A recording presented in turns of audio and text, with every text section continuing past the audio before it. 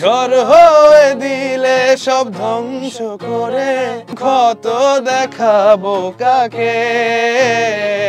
বরবাদ সিনেমার শেষের দৃশ্যে এই গানটি আরো প্রাণবন্ত করে দেয় শেষের ফাইটটাকে। প্রতি নিঃশ্বাসে নাম তোমার।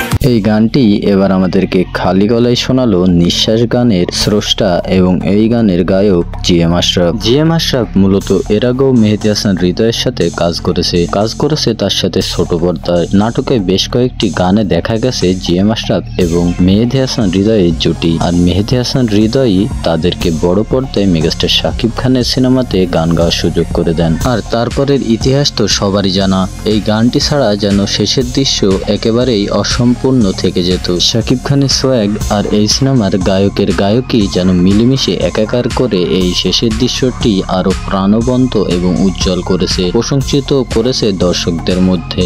তো জিএম আশরাফের খালি গলায় নিঃশ্বাস গানটি আপনার কাছে কেমন লেগেছে সেটি অবশ্যই আমাদের কমেন্ট বক্সে জানিয়ে যাবেন।